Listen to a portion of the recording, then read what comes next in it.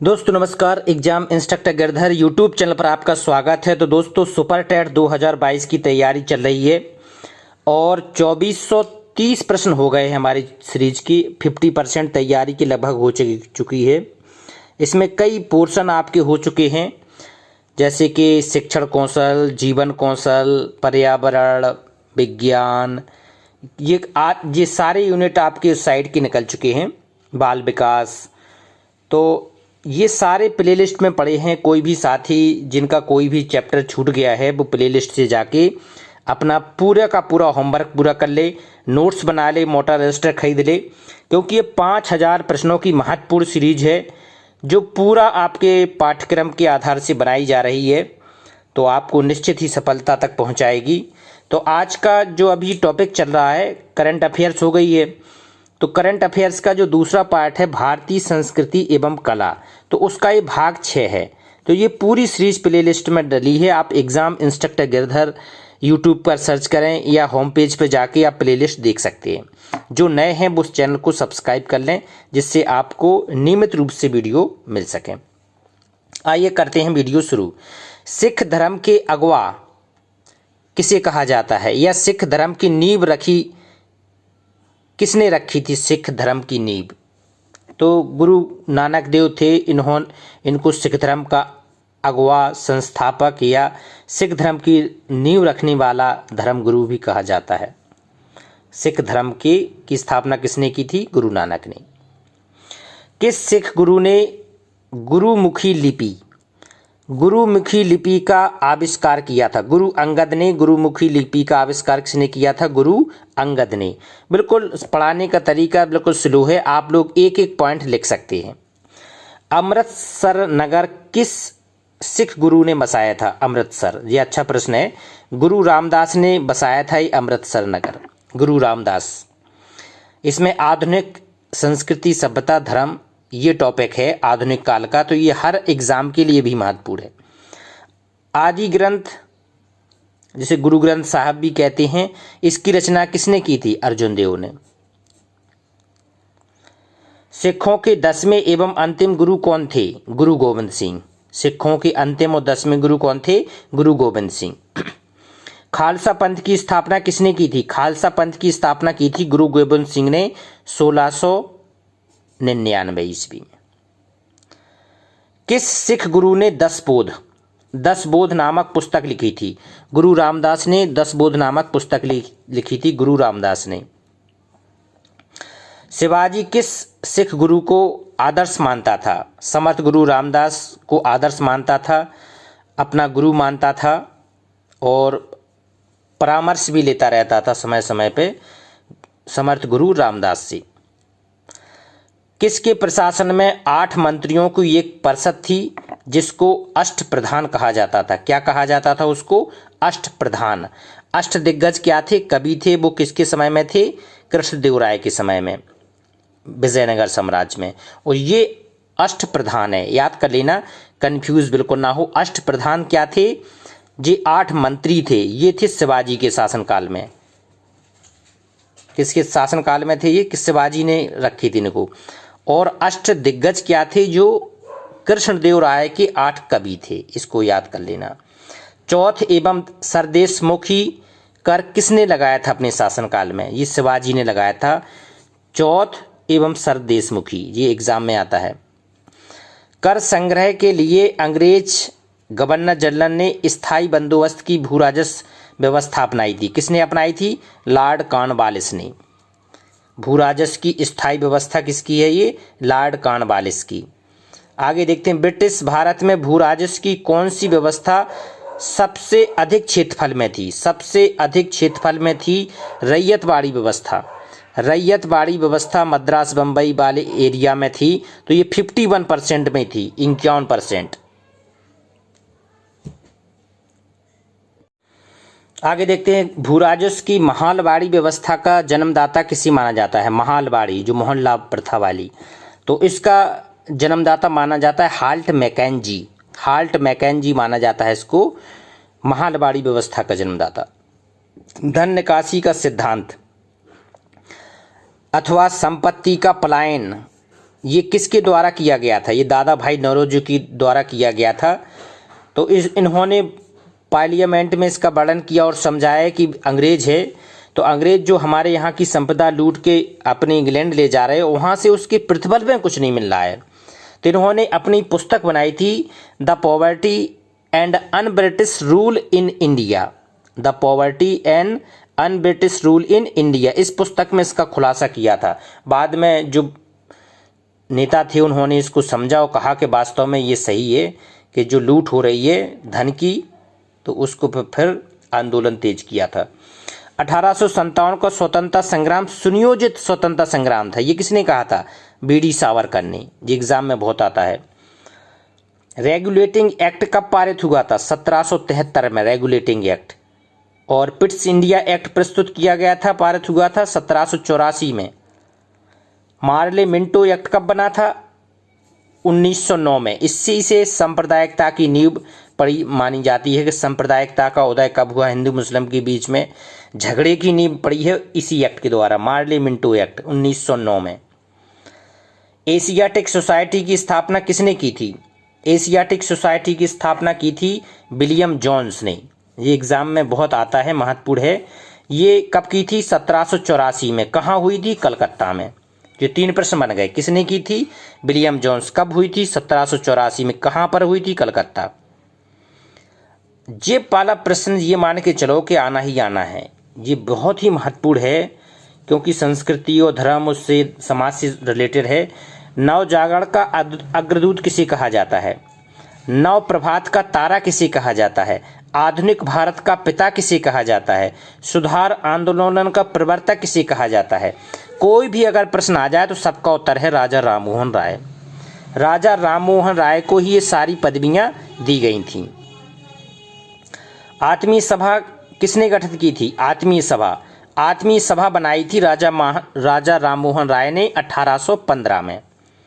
और ब्रह्म समाज की स्थापना किसने की थी? ब्रह्म समाज की स्थापना, जी ब्रह्म समाज बहुत ही महत्वपूर्ण है, जो एग्जाम में आता है। राजा राममोहन राय ने बनाई थी इसको 20 अगस्त 1828 में, राजा राममोहन राय ने। तत्वबोधिनी सभा की स्थापना किसने की थी? देवेंद्रनाथ टैगोर ने। ये सारे प्रश्न बहुत ही महत्वपूर्ण हैं, आप लोग इसको लिख के याद कर लें। आदि ब्रह्म समाज की स्थापना किसने की थी? केशव चंद्र सेन ने। केशव चंद्र सेन ने। बाद में ब्रह्म मैरिज एक्ट भी इन्होंने पारित करवाया था। ठीक है। लोक हितवादी के नाम से किसे जाना जाता है? लोक हितवादी, ये गोपाल हरि देशमुख को जाना जाता है। लोक हितवादी, ये भी एग्जाम में खूब आता है। लोक हितवादी किसको कहा जाता है? गोपाल हरि देशमुख को। अब आगे देखते हैं, दक्कन एजुकेशन सोसाइटी की स्थापना किसने की थी? दक्षिण एजुकेशन सोसाइटी, इसको दक्कन एजुकेशन सोसाइटी भी बोलते हैं। इसकी स्थापना की थी महादेव गोविंद रानाडे। महादेव गोविंद रानाडे ने की थी। ये दक्कन बहुत आती है एग्जाम में। आर्य समाज की स्थापना किसने की थी? दयानंद सरस्वती ने। कब की थी? 1875 में। कहाँ पर की थी? बंबई में। तो ऐसे भी प्रश्न बनते हैं, कब की थी, कहाँ की थी, किसने की थी। तो आर्य समाज की स्थापना दयानंद सरस्वती ने 1875 में बंबई में की थी। वेदों की ओर लौटो किसने नारा दिया था? दयानंद सरस्वती ने। क्या नारा दिया था? वेदों की ओर लौटो। सत्यार्थ प्रकाश पुस्तक किसने लिखी थी? दयानंद सरस्वती ने लिखी थी। कौन सी भाषा में लिखी थी? हिंदी भाषा में। इसमें इन्होंने वेद के बारे में बताया है। भारतीय अशांति का जन्मदाता किसे कहा जाता है? जी कहा जाता है बाल गंगाधर तिलक को। रामकृष्ण मिशन की स्थापना किसने की थी? स्वामी विवेकानंद ने। स्वामी विवेकानंद ने किसकी स्थापना की थी? रामकृष्ण मिशन की। एग्जाम में आता है कि रामकृष्ण मिशन की स्थापना कहाँ पर की थी? तो ये हुई थी बारानगर में। बारानगर में सबसे पहले, अगर विकल्प में बारानगर है तो आप बारानगर लगाएंगे। बारानगर नहीं है तो बारानगर में कुछ दिन रहने के बाद बेल्लूर स्थापित की गई थी। बेल्लूर कलकत्ता। ठीक है। तो एग्जाम में बेल्लूर आता है, लेकिन अगर विकल्प में बारानगर है, एक बार विकल्प में बारानगर आया था तो आपको बारानगर लगाना है। प्रथम विश्व धर्म सम्मेलन कहाँ किया गया था? प्रथम विश्व धर्म सम्मेलन हुआ था शिकागो में। कब हुआ था? 1893 में। इस यहाँ पर भारत का प्रतिनिधित्व किसने किया था? स्वामी विवेकानंद ने। और सबसे बड़ी बात है, इस धर्म सम्मेलन में पूरे विश्व के सर्वश्रेष्ठ व्यक्तित्व के रूप में, आध्यात्मिक व्यक्ति के रूप में सर्वश्रेष्ठ जो कहते हैं आध्यात्मिक और धर्म संस्था का संचालक प्रवाह करने वाला, वो पदवी इनको दी गई थी विवेकानंद की। तो उस समय पूरे विश्व में भारत का जो आध्यात्मिक था, जो व्यक्तित्व था, विवेकानंद के कारण पूरे विश्व पटल पर आया था। तो ये बहुत बड़ी गर्व की बात है। फिर दूसरा, द्वितीय विश्व धर्म सम्मेलन कहाँ पर हुआ था? ये पेरिस में हुआ था, फ्रांस की राजधानी में। कब हुआ था? 1900 में, 7 साल बाद। ये इसमें भी विवेकानंद गए थे, इसमें भी विवेकानंद गए थे। तो तब से लेकर लगातार 7-8 साल तक विवेकानंद ने बहुत अथक प्रयास किया था भारतीय संस्कृति को पूरे विश्व पटल पर लाने के लिए। थियोसॉफिकल सोसाइटी की स्थापना किसने की थी? थियोसॉफिकल सोसाइटी की स्थापना 2 लोगों ने की थी, ब्लावत्स्की और आलकाट ने। जी ब्लावत्स्की कौन थी? रूसी महिला थी। और आलकाट कौन थी? जी अमेरिकी सैनिक थे। इन दोनों ने मिलकर की थी थियोसॉफिकल सोसाइटी की स्थापना। बाद में इसको फिर थियोसॉफिकल एनी बेसेंट इससे जुड़ गई थी। तो भारत में एनी बेसेंट ने ही इसको डेवलप किया था, थियोसॉफिकल सोसाइटी को। ठीक है। और एनी बेसेंट ने भारत में आके सेंट्रल हिंदू कॉलेज की स्थापना की थी। कौन सा कॉलेज? Central Hindu college. कहाँ पर है सेंट्रल हिंदू कॉलेज? बनारस में। बाद में यही सेंट्रल हिंदू कॉलेज किसके नाम से जाना गया? बनारस हिंदू विश्वविद्यालय, BHU, बनारस हिंदू विश्वविद्यालय। ये यही सेंट्रल हिंदू कॉलेज है जो बाद में बना। लेकिन ये किसके प्रयास से बना? इसमें पूरी मेहनत किसकी थी? बाद में किसने विकसित किया? तो मदन मोहन मालवीय। इनको कहा जाता है महामना मदन मोहन मालवीय। इन्होंने बनारस हिंदू विश्वविद्यालय को पूरा विकसित करने में अपना पूरा योगदान दिया था। ये बना था सेंट्रल हिंदू कॉलेज की नींव पर। सती प्रथा का अंत किस गवर्नर जनरल ने किया था? सती प्रथा का अंत किया था Lord William Bentinck. Lord William Bentinck, ये क्वेश्चन बहुत ही महत्वपूर्ण है, ये आता है। तो ये किसका इसमें सबसे ज़्यादा महत्वपूर्ण प्रयास सबसे ज़्यादा किसका था? राजा राममोहन राय का। इन्हीं के बार बार प्रयास से, बार बार कहने से, पूरा थक प्रयास से ये गवर्नर जनरल तैयार हो गया था कि ठीक है ये प्रथा वास्तव में खराब है और इसको हटा देना चाहिए। तो ये कब हट गई थी? 1829 में। इसके अंतर्गत एक नियम बनाया गया था, नियम 17। इसके द्वारा इसको अनवैलिड, अवैध घोषित कर दिया गया था। बाद में एक संस्था राधा कांत देव ने बनाई थी, उन्होंने कहा था नहीं सती प्रथा अच्छी होनी चाहिए। तो कई लोगों, लेकिन बाद में ये पूरी तरह से ख़त्म हो गई थी, इसमें कोई अवरोध नहीं हुआ था। आगे देखते हैं, ठगी प्रथा का अंत किसने किया था? ठग बीच में होते थे जो लूट लेते थे। तो ये बहुत ज़्यादा बढ़ गए थे उस समय 1800 के मिडिल में। तो इसको ख़त्म किया था लॉर्ड विलियम बेंटिंक ने। सती प्रथा का अंत किया, फिर इन्होंने ठगों का अंत किया। लेकिन ठगों का अंत इन्होंने किसके प्रभाव उससे किया था? एक अधिकारी था सिलीमैन। सिलीमैन अधिकारी के अथक प्रयास के कारण लॉर्ड विलियम बेंटिक ने ठगी प्रथा का अंत किया था। ठग।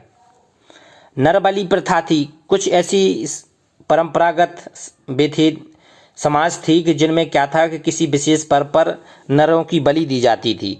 तो उसको हार्डिंग प्रथम ने, जो अंग्रेज गवर्नर जनरल था, इन्होंने कैंपबेल नामक अधिकारी के सहयोग से इसको ख़त्म कर दिया था। वास्तव में ये सबसे बेकार व्यवस्था।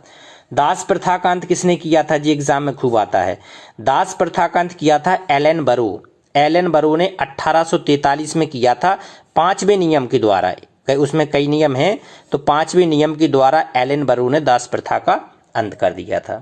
फिर बाद में दास प्रथा का अंत हो गया, लेकिन व्यापार इनका होता रहा।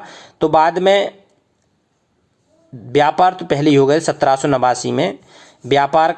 अब दास प्रथा का अंत किसने किया था? भारत से एलन बरो ने। लेकिन दासों के व्यापार को पहले किसने बंद कर दिया था? कॉर्नवालिस ने 1789 में। जे 1789, फिर 1843 में ये दास प्रथा ही पूरी बंद कर दी गई थी। विधवा पुनर्विवाह कानून एक्ट, विधवा पुनर्विवाह किसके अथक प्रयास से बना? ये बना था ईश्वरचंद विद्यासागर। इन्होंने देखा कि समाज में वास्तव में उस महिला का जीवन नरक हो जाता है जिसका पति नहीं रहता है, तो उनकी व्यवस्था में विधवा पुनर्विवाह एक्ट लाए, कानून बनाया इसको। बाद में फिर विधवाओं का विवाह होने लगा तो वो भी जीवन से जुड़ने लगी। तो ये बहुत प्रयास किया था ईश्वरचंद विद्यासागर जी ने। किसके प्रयास से भारतीय महिला विश्वविद्यालय को 1906 में बंबई में स्थापित किया गया था? प्रथम था भारतीय महिला विश्वविद्यालय को, तो ये D.K. कर्वे ने बनाया था पहला महिला विश्वविद्यालय। तो ये कहाँ पर बना था? बंबई में। किसने बनवाया? D.K. कर्वे ने। कब बना था? 1906 में।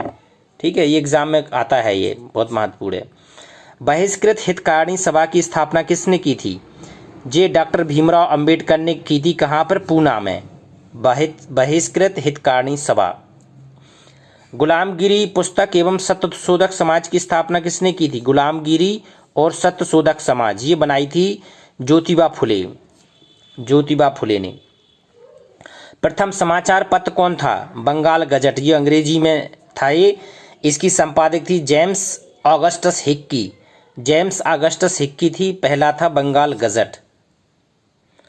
बनारस में संस्कृत कॉलेज की स्थापना किसने की थी? जोनाथन डंकन ने 1792 में। Jonathan Duncan. हंटर शिक्षा आयोग कब बना था? 1882 में। ये किस पर बेस्ड था? ये प्राथमिक एजुकेशन पर था, प्राथमिक शिक्षा पर था। हंटर कमीशन, हंटर आयोग 1882 में बना था ये। भारतीय शिक्षा का मैग्ना कार्टा किसको कहा जाता है? वुड के घोषणा पत्र को, वुड डिस्पैच को, 1854 में। ये क्वेश्चन खूब आता है, भारत में शिक्षा का मैग्ना कार्टा, वुड का घोषणा पत्र 1854। भारतीय स्वायत्त शासन का जन्मदाता किसको कहा जाता है? जन्मदाता जिसने भारतीय स्थानीय स्वायत्त की शासन व्यवस्था तैयार की थी, लॉर्ड रिपन को भारतीय स्वायत्त शासन का जन्मदाता कहा जाता है। तो इस प्रकार से दोस्तों 2480 प्रश्न हो गए, मतलब 20 प्रश्न और रह गए हैं, तो हम लोगों के 2500 प्रश्न हो जाएंगे और ये सीरीज जो 5000 प्रश्नों की है आधी हो जाएगी। तो नेक्स्ट वीडियो में आपकी पूरी 20 प्रश्न आ रहे हैं अभी, तो उसमें आपके बिल्कुल पूरी ही करे दे रहे हैं इसको। और इसके बाद अभी ये टॉपिक और चलेगा 2-3 4-5 2-3 वीडियो, तो इसके बाद आपका नया सब्जेक्ट स्टार्ट करेंगे। नमस्कार।